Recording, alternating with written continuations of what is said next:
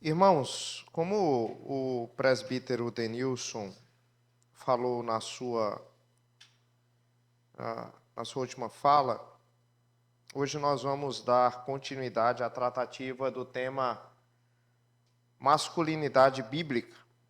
Sem dúvida alguma, esse é um dos temas mais importantes e urgentes que nós poderíamos tratar no dia de hoje. Eu digo isso, irmãos, por duas razões. Em primeiro lugar, irmãos, este tema é muito relevante porque existe uma ignorância muito grande concernente a esse assunto em nossos dias. Eu tive alguns meses atrás ali na Igreja Nova Jerusalém com boa parte dos irmãos que estão aqui, estavam lá naquela ocasião.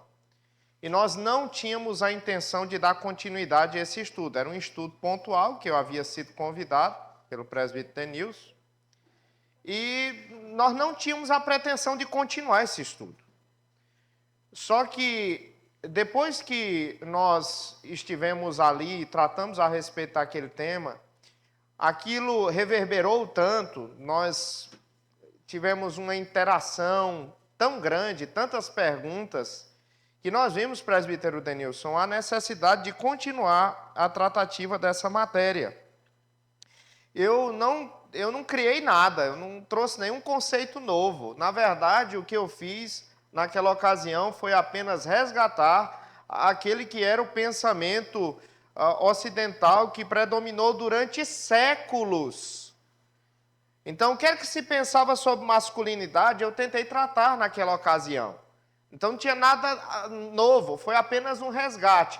O resgate de um conceito que atualmente está esquecido por um lado e por outro lado está sendo grandemente combatido. E essa é a segunda razão pela qual esse assunto é tão importante nos nossos dias.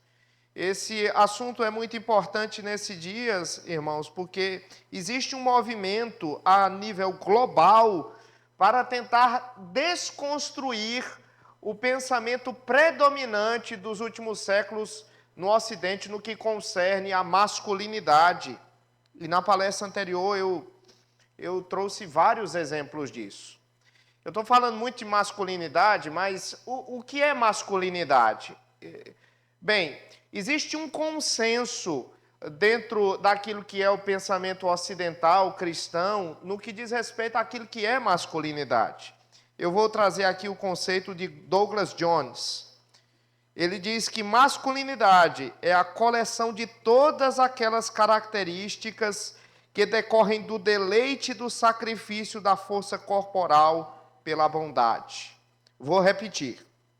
Masculinidade é a coleção de todas aquelas características que decorrem do deleite e do sacrifício da força corporal pela bondade. Perceba que, de acordo com Douglas Jones e aquilo que era o pensamento ocidental predominante, a masculinidade está relacionada à força física. De acordo com o pensamento que predominou durante séculos no Ocidente, você usaria sua força física para fazer o bem. Era isso que significava ser homem, usar a força para fazer o bem. E quando você fizesse isso, você ia ter deleite, ou seja, alegria, mesmo que você tivesse se sacrificando para aquilo, exausto, ou até dando a sua vida para aquilo. É isso que é masculinidade, usar a sua força física que Deus lhe deu com o objetivo de fazer o bem, mesmo que isso leve ao seu próprio sacrifício. Esse foi o entendimento predominante durante séculos. O homem, então, ele era tido como um herói, como um guerreiro, como um homem valente, corajoso, destemido, um caçador, um conquistador, um protetor. Era essa a imagem masculina que predominou durante séculos. Mas, como eu falei na primeira palestra, lá na Igreja Nova Jerusalém, esse pensamento que foi predominante durante séculos, ele hoje está, de alguma maneira, sendo vítima de muitos ataques. Nós poderíamos citar aqui, nessa ocasião, o ataque relacionado ao marxismo cultural. O marxismo cultural, hoje, ele tem uma tentativa de fazer uma inversão daquilo que era a figura tanto masculina quanto feminina. Vocês já perceberam que atualmente existe uma tendência de efeminar o homem e masculinizar a mulher? Vocês já perceberam isso? Pois é, existe essa tendência muito crescente em nossos dias, e nós vimos vários exemplos disso na palestra passada. Na verdade, eu me concentrei naquela palestra, nesse desafio, em como nós estamos sendo atacados de forma satânica pelos nossos inimigos que querem destruir o conceito tradicional de homem, de mulher.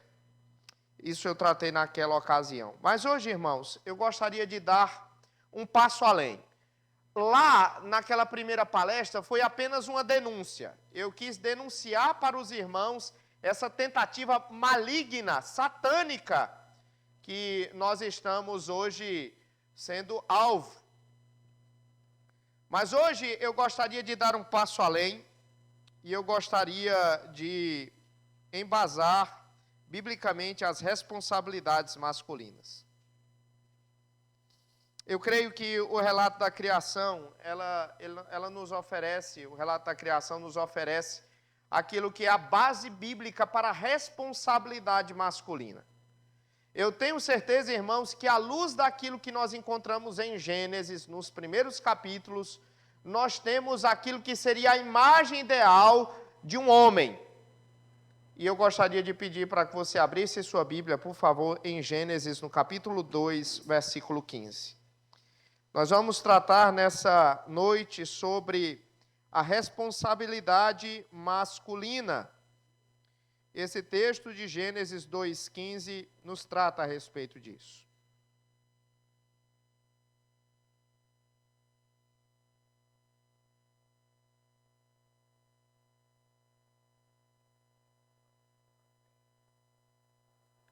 Tá bom. Vamos então. Tá ligado? Vamos então dar sequência. Vamos então dar sequência aqui fazendo a leitura de Gênesis 2, versículo 15.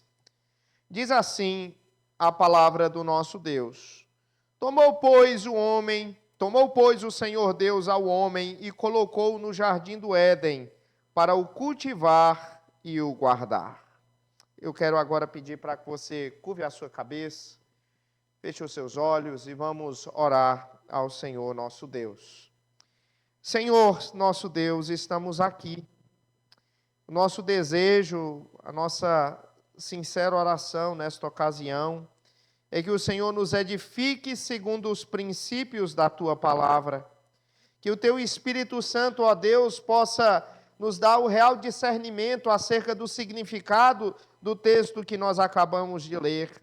E que nós possamos, ó Deus, crescer na semelhança do homem perfeito, Jesus Cristo.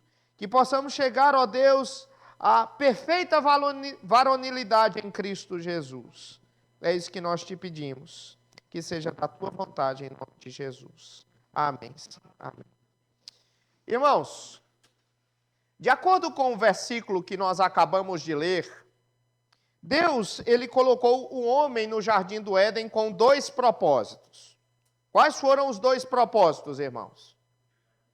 Diz aqui o texto da palavra de Deus que Adão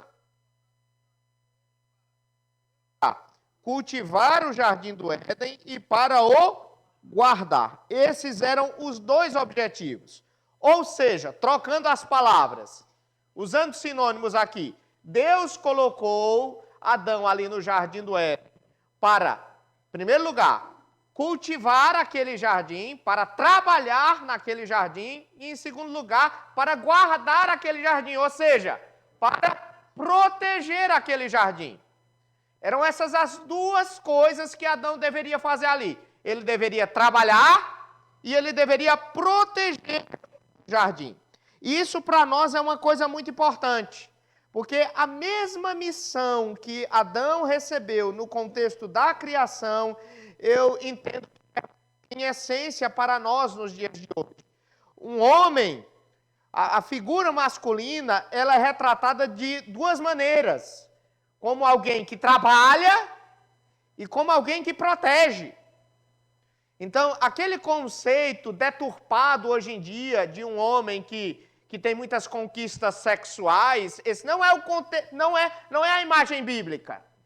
A imagem bíblica do homem é alguém que usa a sua força com o objetivo de trabalhar e, em segundo lugar, de proteger aqueles que estão sobre a sua responsabilidade. E é sobre isso nesta noite. Eu gostaria de tratar sobre esses dois pontos. Em primeiro lugar, masculinidade é cultivar. Em segundo lugar, gostaria de mostrar que masculinidade está marcada pelo guardar. Então, em primeiro lugar, masculinidade é cultivar. A Bíblia relata que Deus colocou Adão no jardim do Éden para trabalhar, para cultivar. Como assim, meus irmãos? Quando a gente lê o relato de Gênesis, a nossa ideia, muitas vezes, é que o livro de Gênesis mostra o Jardim do Éden como um lugar, assim, extremamente bonito, fértil. E a gente acha que não tinha nada o que Adão fazer ali. Mas, pelo que Deus disse para Adão, não é bem assim. Porque, embora, de fato, o Jardim do Éden fosse um lugar extremamente belo, extremamente fértil, não era um produto. Adão ali com o objetivo de cultivar aquele jardim. E o que é que significa cultivar, irmãos? O que é que significa cultivar? Cultivar, irmãos, é trabalhar para fazer com que determinada coisa cresça. Em outras palavras, o que eu estou dizendo para os irmãos é que quando Deus colocou Adão ali no Jardim do Éden, o objetivo de Deus era fazer com que esse jardim ele crescesse. E por que o jardim deveria crescer? Por duas razões. Em primeiro lugar, o primeiro propósito pelo qual Adão tinha que cultivar o jardim para que o jardim crescesse, era um propósito missional. Uau, pastor, missional? É um propósito missional, sim. Adão, ele tinha que cultivar o jardim para que o jardim expandisse e chegasse até aos confins da terra, fazendo com que todo o planeta se tornasse um grande jardim. E eu estou dizendo isso, irmãos, porque lá em Gênesis capítulo 2, versículo 10, a Bíblia está nos dizendo que o Jardim do Éden estava situado que depois se desdobrava em 4 grandes rios. Tinha 4 grandes braços esse grande rio. Diz que esse rio se estendia, o primeiro rio era o rio Tigres, e depois havia o rio Eufrates, que são rios que ficavam lá na Mesopotâmia. Havia um outro rio, que era o rio que ficava lá em Guion, ou seja, que se estendia até a terra de Cush, que é o equivalente ao Egito. E havia um outro rio, que era o rio Pison, que ficava lá na terra da Arábia, na Península Arábica, né? Que era a terra de Avilá, diz aqui o texto.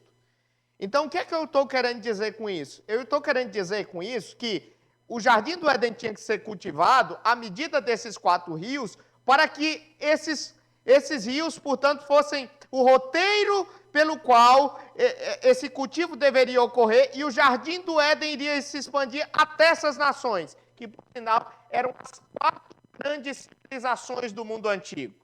Deus queria que todo mundo antigo daquela época fosse um grande jardim. E Adão ia ter que trabalhar muito para que acontecesse. Tá? E, logicamente, ele não ia conseguir fazer isso tudo. Ele tinha que crescer e multiplicar. E juntamente com os filhos dele, o que era que ia acontecer? Eles iam trabalhar para que o jardim de Deus crescesse, crescesse, crescesse e chegasse até os confins do mundo conhecido. Chegasse lá também. Esse é o primeiro propósito, era um propósito missional. E o segundo propósito para cultivar o jardim do Éden era um propósito provisional, irmãos. Adão ele tinha que trabalhar para que através do trabalho dele ele tivesse sustento para ele, para a sua esposa e para os seus filhos também. No caso de Adão, ele tinha que fazer com que o jardim crescesse para que o jardim tivesse assim abundância de frutos. E isso envolvia, presta atenção, cavar buracos, plantar sementes, podar árvores, fertilizar o solo. Eu não sei quantos de vocês já trabalharam na roça ou acompanharam o trabalho agrícola. A minha família, ela foi muito envolvida, eu vi muita gente trabalhando nessa área agrícola. E não é um trabalho fácil. Exige muita força física. Adão, ele tinha que trabalhar como agricultor, como um jardineiro, e ele precisaria usar muita força para isso. Note que isso tudo aconteceu.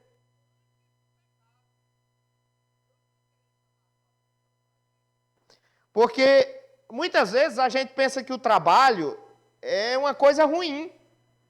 A gente pensa que o trabalho, ele é uma consequência negativa do pecado. Mas não é isso que a Bíblia nos ensina. O Deus deu a ordem para que o homem antes que o homem pecasse. Porque o trabalho, irmãos, ele glorifica a Deus. E mesmo depois da queda de Adão, o trabalho continua a ser bom. Qual era a diferença entre o trabalho daquela época para o trabalho hoje em dia? A diferença é que naquela época, antes do pecado, o homem tinha que trabalhar. Agora, depois do pecado, o homem tem que trabalhar duro. Essa é a diferença. O texto bíblico diz assim: no suor do teu rosto comerás. Então, hoje, para você ter o sustento seu e da sua família, não é fácil. Se eu for perguntar aqui para a maioria de vocês, como é que está a situação, quando é que vocês vão lá no supermercado e o quanto vocês têm que trabalhar para manter a casa, eu certamente vou escutar aqui muitos relatos de como tem sido difícil. Mas isso não é só algo que acontece hoje, não. Acontece desde a época em que o homem caiu em pecado. Nós tínhamos que trabalhar antes do pecado. Mas depois tá aquilo que é a dificuldade em ter o sustento. Uma das maldições foi que a terra produziria cardos e abrolhos. Cardos é espinho e abrolhos, ervas daninhas. Então a terra não vai mais produzir só árvores frutíferas e coisas do gênero, mas também produzir coisas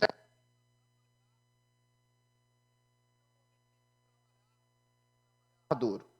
Então, o primeiro pecado que o homem tem que combater, no que diz respeito à sua masculinidade, qual é? É o pecado da preguiça. Esse é o primeiro ponto que nós temos que notar aqui. O pecado da preguiça é o que deve ser combatido na vida de um homem, porque Deus criou todos os homens para trabalharem. Irmãos, nós devemos investir nossas forças, nós devemos investir os nossos talentos, nós devemos investir os nossos tempos, nós devemos investir as nossas ideias no trabalho. E vai ser através dos nossos trabalhos que a gente vai colocar comida na nossa mesa. Vai ser através do nosso trabalho que a gente vai colocar roupa em nossos filhos.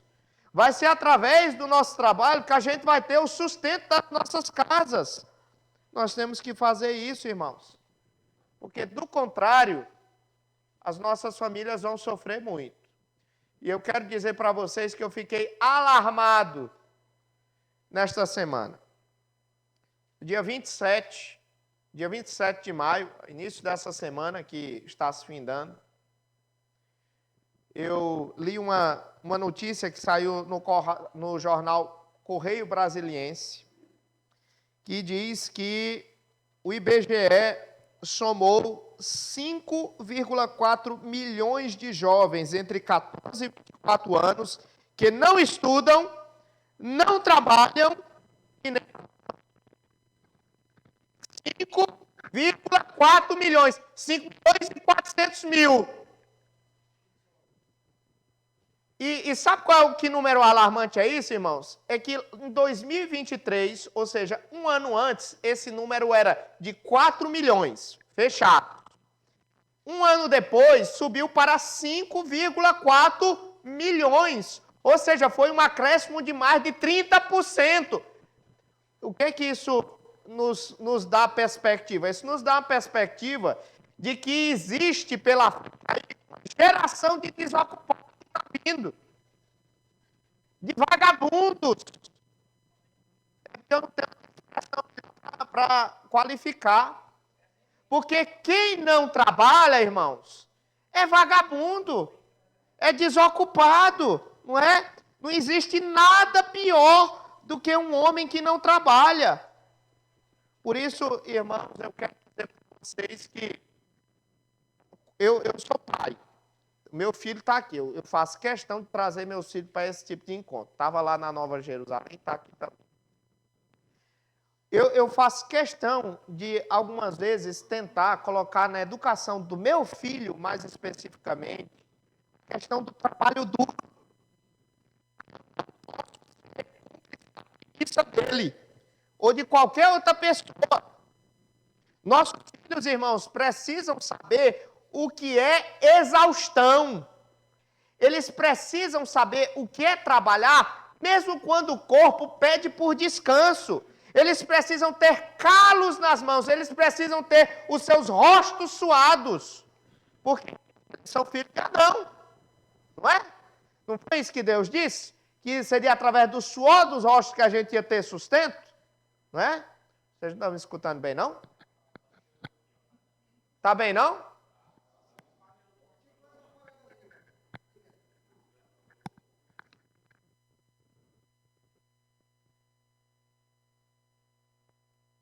Eu estava falando sobre o que mesmo? Então tem que ter esse trabalho suado, irmão. Entendeu? Toda criança tem que ter assim. Nós devemos exercitar os nossos filhos em alguma atividade para que eles aprendam a trabalhar. E aí, meus irmãos, às vezes é em coisas pequenas, viu? Mas que fazem muita diferença. Abra a sua Bíblia, eu quero só dar um exemplo. Abra a sua Bíblia em Provérbios 19, versículo 24. Olha como às vezes a coisa é uma coisa pequena e às vezes a gente nem se percebe. Como isso influencia os nossos filhos? Provérbios 19, 24. Leia comigo. O preguiçoso mete a mão no prato. O que é que isso aqui lhe ensina no que diz respeito ao seu filho? O que é que isso aqui lhe ensina com respeito ao seu filho? Você não pode dar comida na boca do seu filho. Salvo se ele for um bebezinho. Você não pode dar comida na boca do seu filho. Eu já fiz isso, mas hoje eu não faço mais. Por quê, irmãos?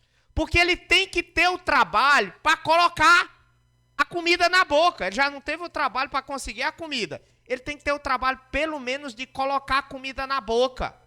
Porque se ele não aprender isso agora, que ele tem que fazer algum exercício para colocar a comida na boca, isso aqui vai levar para o resto da vida.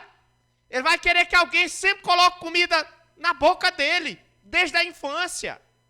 O apóstolo Paulo, ele pegou esse provérbio aqui, capítulo 19, versículo 24, e aplicou esse princípio de forma universal lá em 2 Tessalonicenses, no capítulo 2, quando ele disse assim: quem que não quiser trabalhar, que não coma. Note que o apóstolo Paulo, ele não disse assim, olha, quem não quiser trabalhar, que tenha pelo menos aquilo que se sustente, que tenha pelo menos o alimento. O apóstolo Paulo não disse isso. Ele disse assim, que não coma, não dê comida. Não quer trabalhar? Não coma, não dê comida para ele. Ele tem que passar fome para ele querer trabalhar. Certo? Porque quando ele passar fome, aí ele vai querer trabalhar. Porque o preguiçoso, ele não quer trabalhar, mas ele também não quer passar fome, não é? Aí ele vai entender que é pior passar fome do que trabalhar. E ele vai trabalhar. Então, em primeiro lugar, irmãos, esse texto, ele está nos ensinando que a vida de um homem é uma vida de trabalho. Porque o trabalho é algo bom. E honra e que glorifica a Deus. Esse é o primeiro ponto que marca a masculinidade. É o trabalho.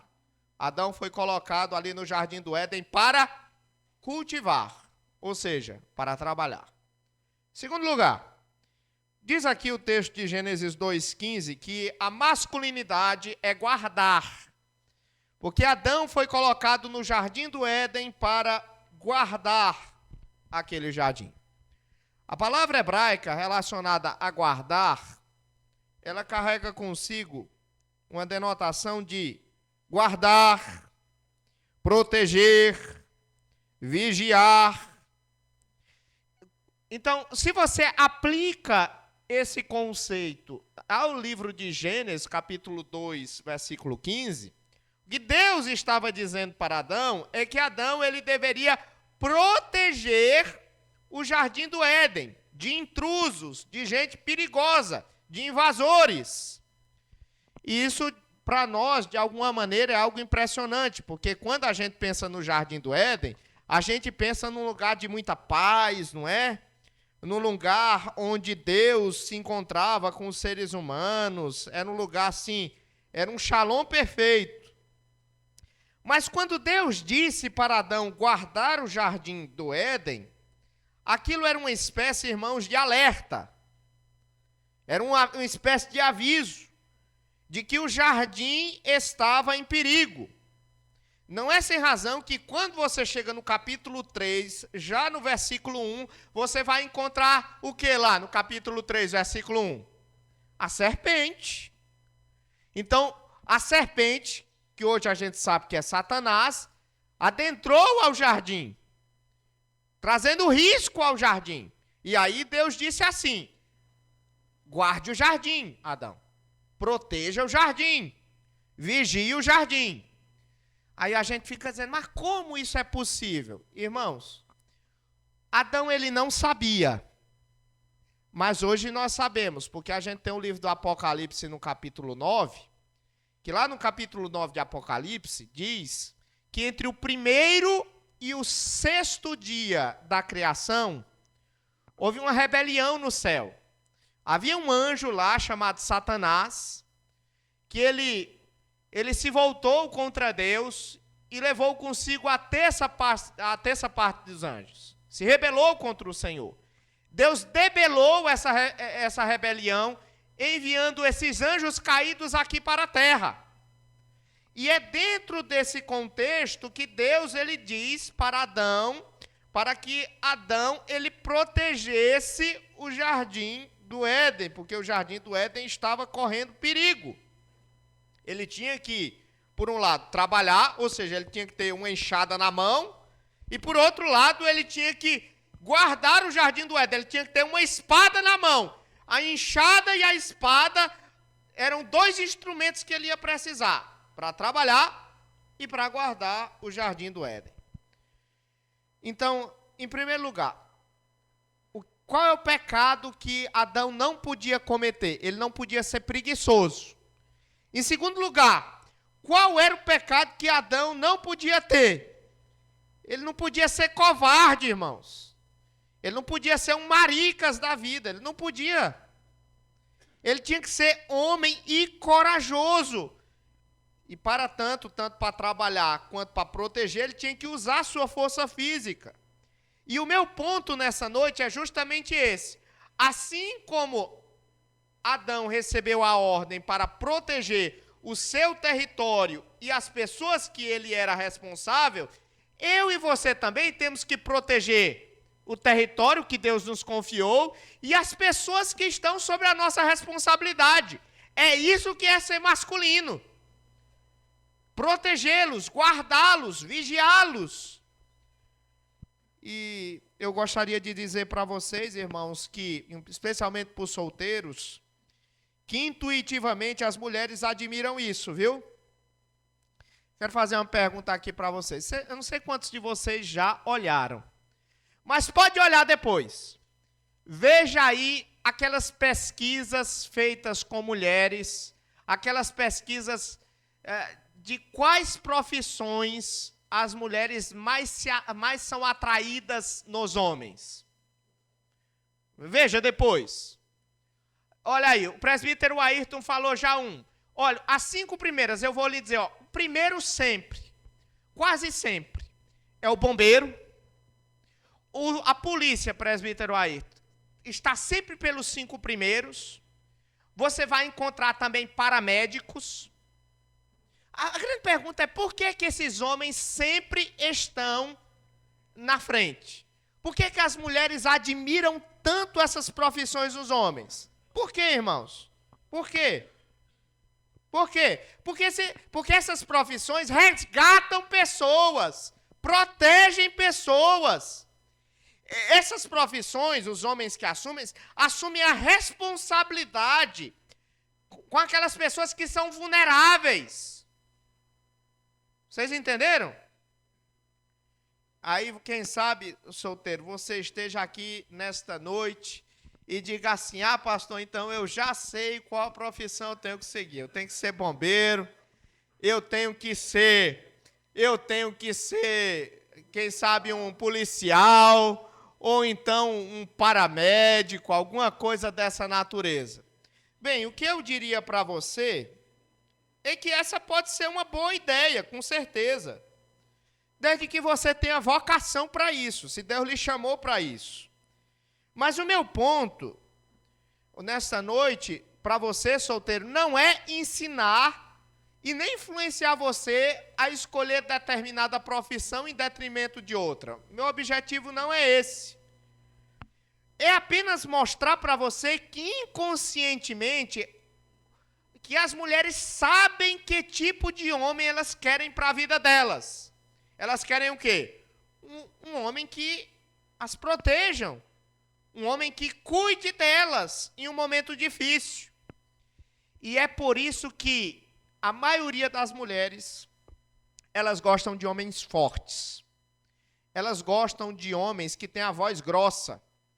É por isso que a maioria das mulheres gosta de homens que têm riqueza.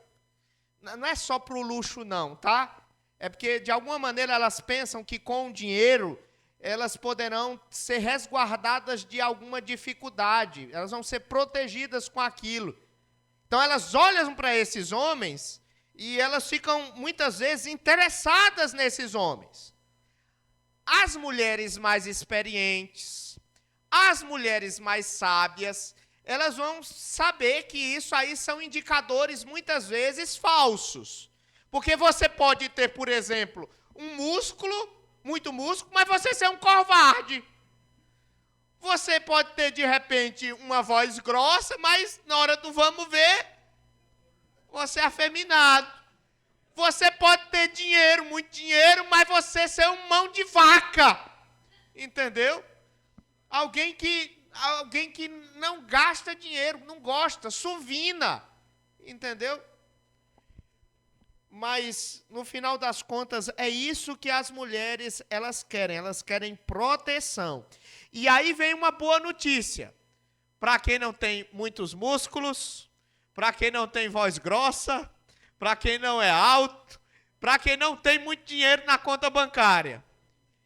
Isso aí, meus irmãos, a questão da masculinidade não diz respeito a você ser um policial. Não diz respeito a você ter muitos músculos. Isso é sobretudo uma questão de personalidade, de caráter. Entendeu? Você pode até não ter muitos músculos, mas a questão é, você estaria disposto a lutar por aquela mulher que Deus lhe confiou, dando a sua própria vida por ela? Eu acho que é esse o ponto. Entendeu? Eu vou exemplificar aqui de um modo negativo e de um modo positivo. Do lado negativo, eu aconselhei há alguns anos atrás uma senhora que ela foi vítima de um roubo na casa dela. Ela estava dentro da casa quando aconteceu o roubo. Bandidos entraram na casa dela e levaram muita coisa, ela presenciou muita coisa, ouviu muita coisa.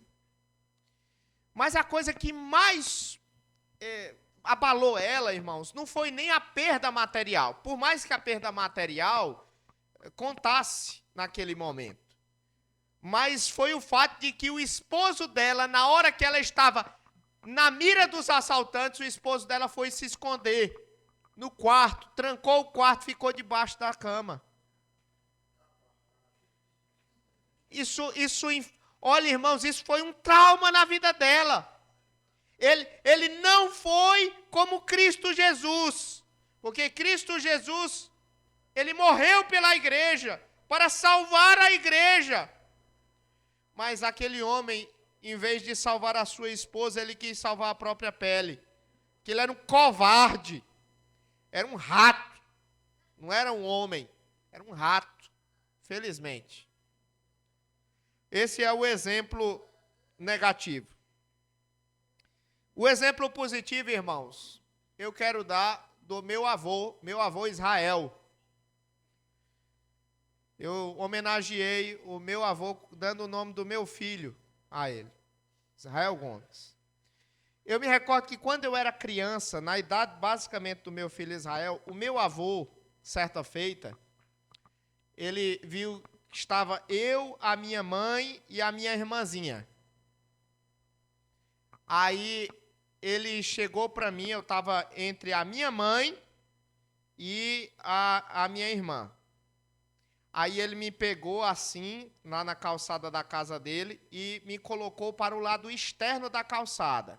Disse, ó, meu filho, você tem que ficar aqui, nesse lado. Aí eu não entendi. Aí eu disse, por quê? Por quê, vovô? Aí ele disse assim, não, porque esse é o lado do homem. Esse é o lado do homem ficar. Aí ele disse aquilo, eu nem refleti muito, mas não tinha entendido. Alguns anos depois se repetiu a mesma história. Ele disse assim, meu filho, ele pegou a mim e disse, venha para cá, seu lugar é aqui. Aí eu perguntei para ele, mas por que, vovô? Aí ele disse, não, porque isso aqui é o lugar do homem. Aí eu disse, mas por que isso aqui é o lugar do homem e não aquele? Aí ele disse assim, meu filho, porque os homens têm que proteger as mulheres. Se alguém tiver que morrer, que seja você, que seja o homem.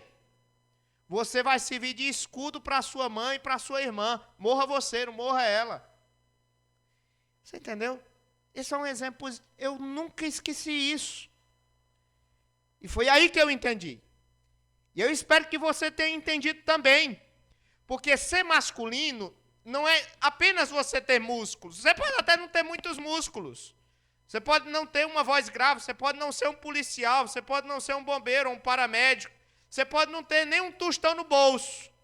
Mas a grande questão é, você está pronto para proteger pessoas vulneráveis?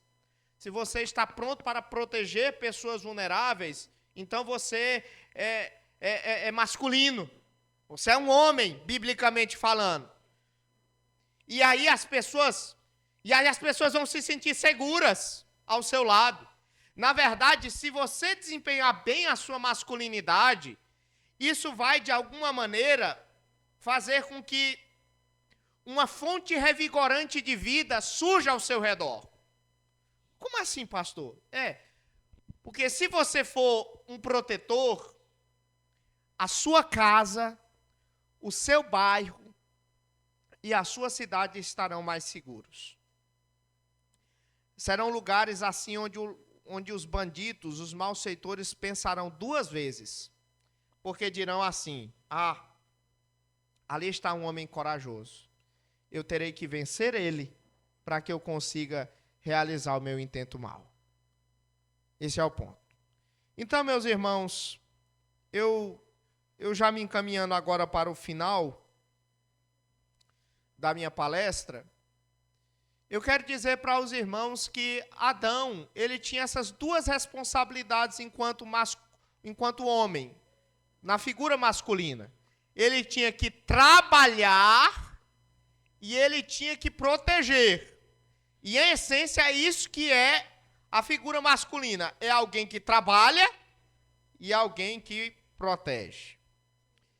E eu gostaria de mostrar agora para vocês que, embora essas ordens fossem muito claras, Adão não as cumpriu. Nós vamos olhar para o relato de Gênesis, nós vamos perceber que Adão, ele foi negligente, ele foi irresponsável. Por exemplo, você já se perguntou alguma vez na sua vida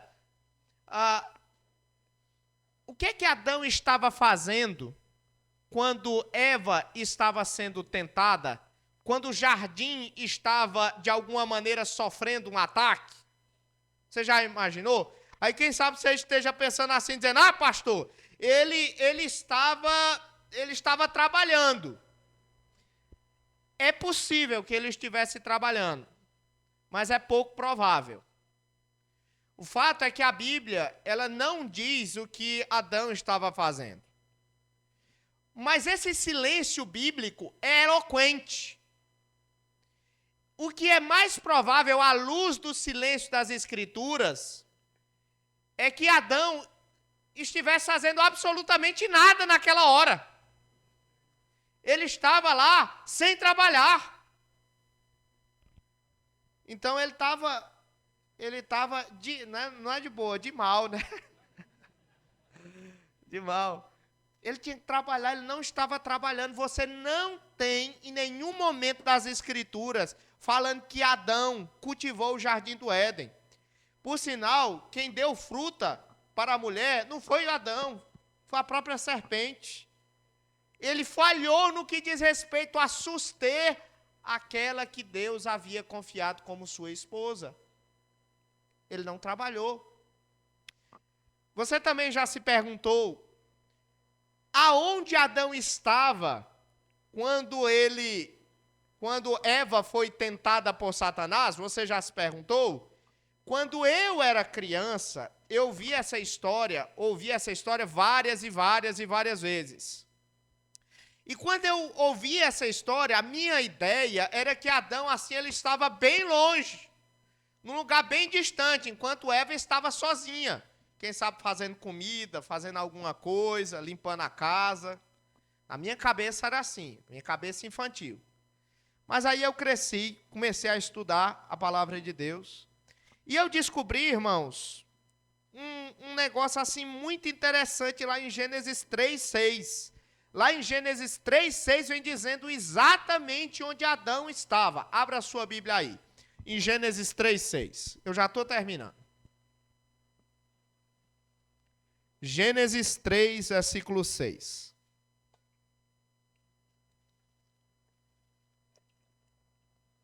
Leia comigo, Gênesis 3, 6.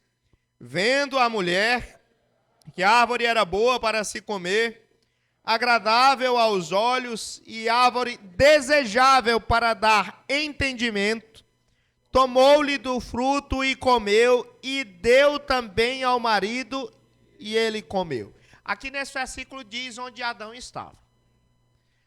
Aqui na nossa versão, revista atualizada, não traduz uma parte da frase que diz onde ele estava.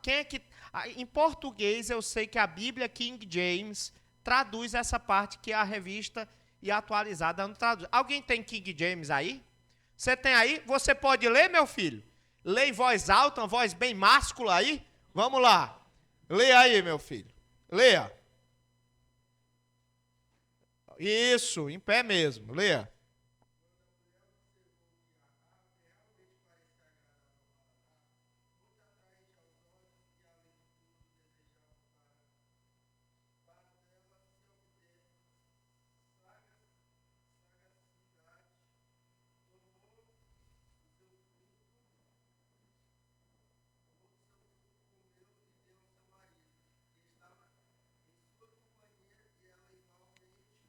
que estava em sua companhia. Lá no hebraico, era literalmente, os alunos meus de hebraico sabem disso. Lá no texto bíblico que estava com ela. Literalmente, que estava com ela. Adão, irmãos, estava toda hora do lado da sua mulher, naquele episódio. E ele não fez nada. Permaneceu inerte.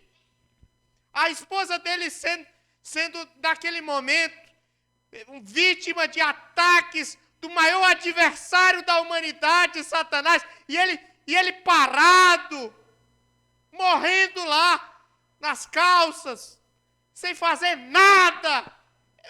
Olha, isso é terrível. Terrível, irmãos. Ele não cumpriu.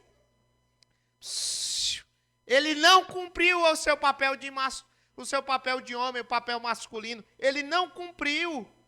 Ele deixou a sua esposa conversando com Satanás. E eu gostaria de ressaltar isso justamente.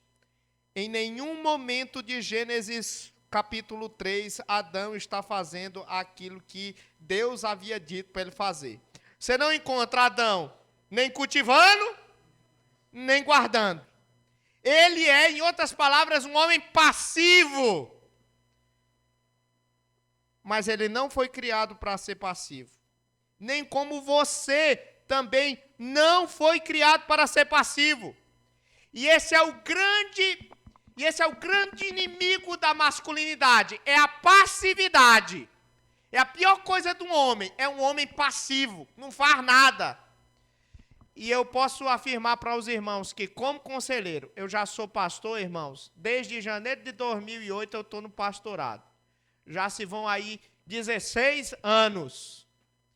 Eu posso dizer para os irmãos que a passividade masculina é um traço mais comum do que a impulsividade e também da prepotência.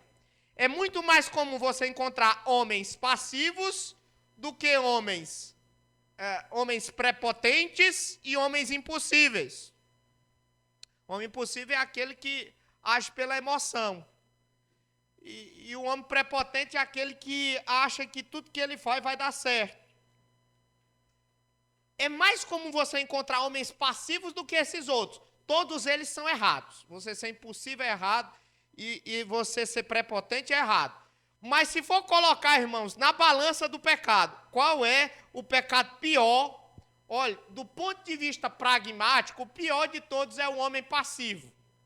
Porque o homem prepotente e o homem impulsivo, ele ainda faz alguma coisa. E o homem passivo? O homem passivo não faz nada, irmãos, não faz nada. O homem passivo é uma pessoa inútil.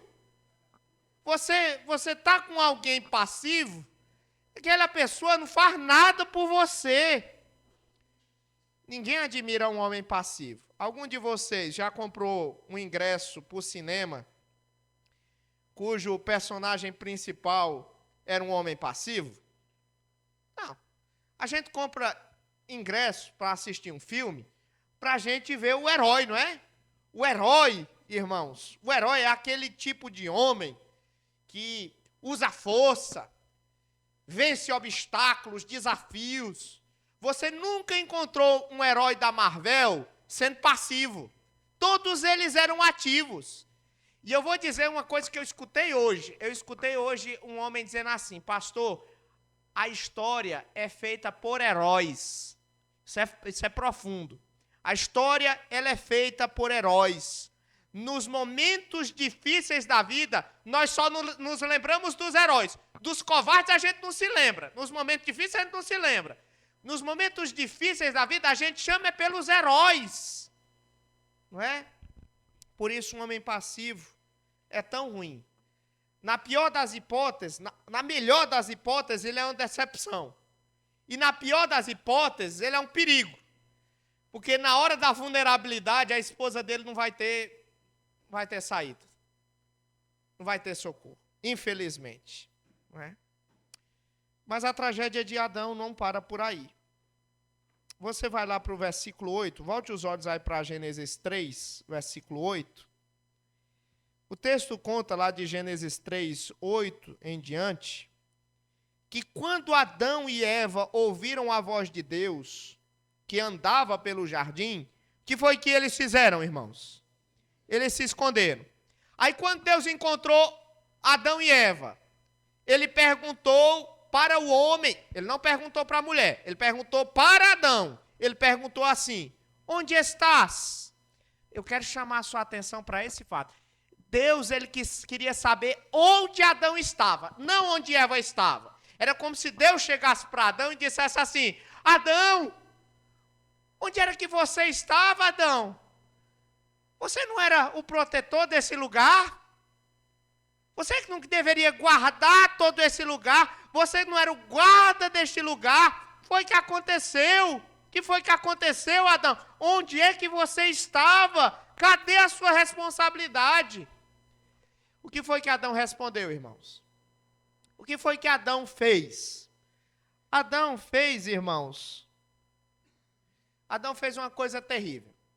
Ele, em vez de assumir a sua culpa, assumir a sua responsabilidade, ele fez aquilo que os homens geralmente fazem quando são irresponsáveis, colocam a culpa nos outros. Chegou para Deus e disse assim, a mulher que tu me deste, entendeu? Colocou, a pessoa que tinha mais próxima dela era a mulher. Aí disse, não, a culpa é da mulher. Mas não apenas da mulher, sobrou até para Deus. A culpa era, no final das contas, de Deus. Porque foi a mulher que tu me deste. Entendeu? Ele não assumiu a sua responsabilidade. Ele não foi homem para assumir a sua responsabilidade.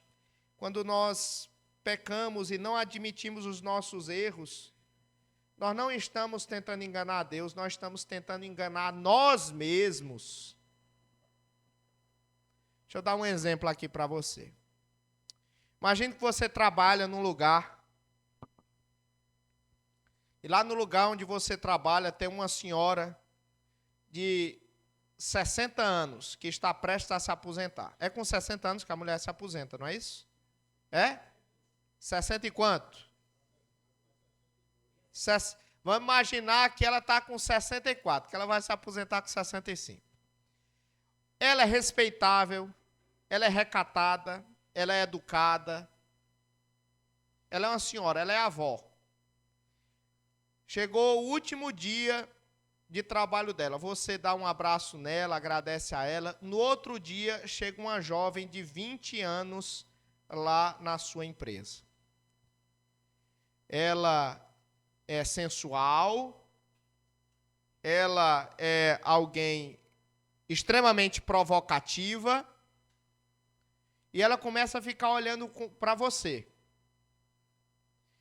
E ela vai de vestido curto, todos os dias, para lá. E aos poucos, um homem lá no emprego começa a ter fantasias sexuais na sua mente ao ver aquela mulher. A grande pergunta é, quem é o responsável por criar aquelas fantasias sexuais? Tem 4 opções. Ou 5.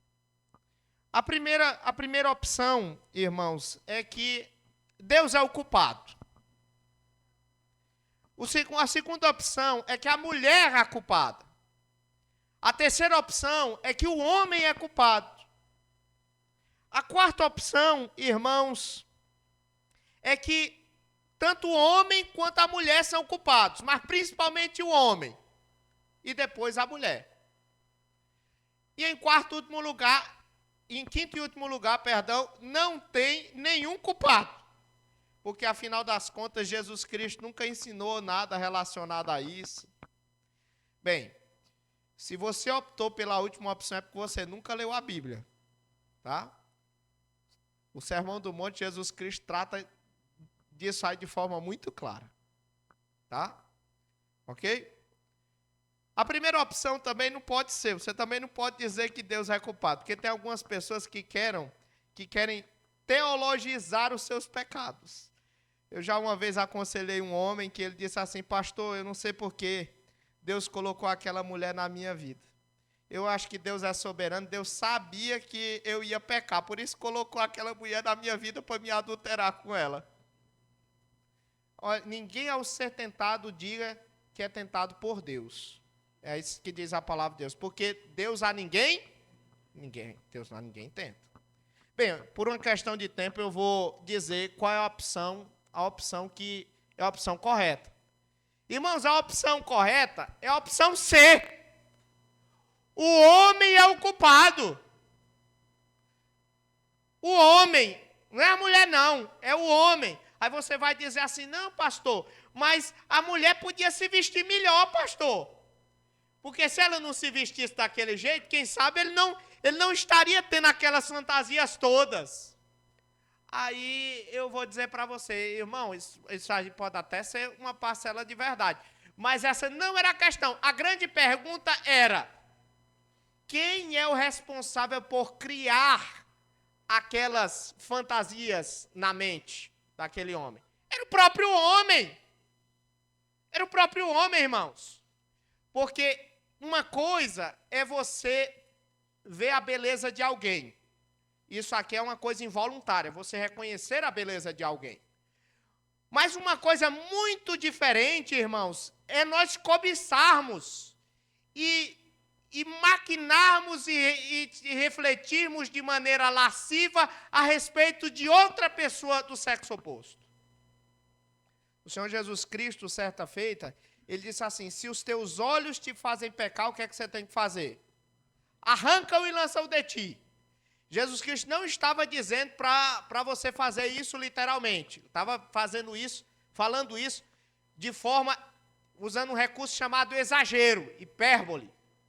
Ele está querendo, de alguma maneira, ensinar para mim e para você o que nós devemos fazer. Ele está querendo dizer assim para mim e para você: se os teus olhos te fazem pecar, arranca-o e lança-o de ti.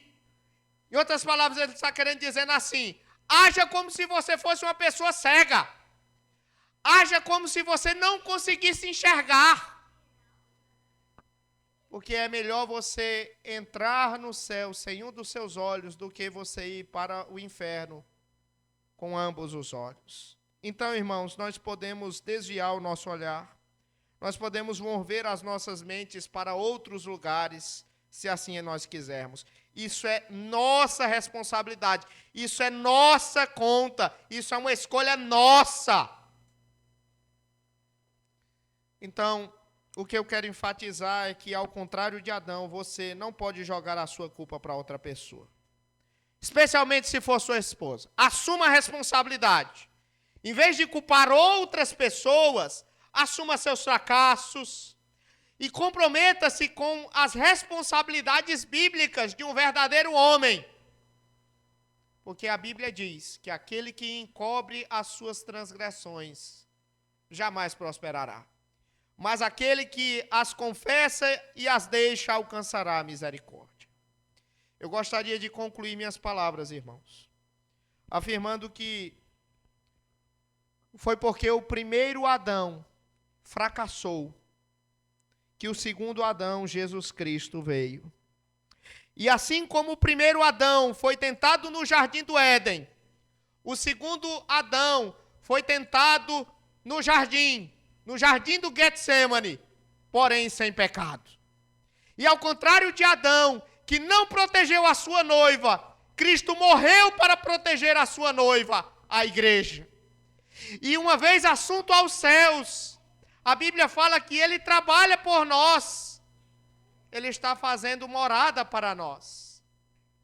E a Bíblia diz que Ele tem nos dado tudo o que nós precisamos para o nosso aprazimento. Ele trabalha por nós. E a Bíblia fala mais. A Bíblia diz que uma vez assunto aos céus, Ele enviou o seu Espírito Santo para, segundo o apóstolo Paulo, nos conduzir à perfeita varonilidade, à medida da estatura da plenitude de Cristo. E esse é o nosso alvo, irmãos, sermos homens como Cristo Jesus foi, o perfeito homem. Que Deus nos ajude para que possamos alcançar esse objetivo. Amém. Vamos orar, irmãos? Senhor nosso Deus, queremos nesse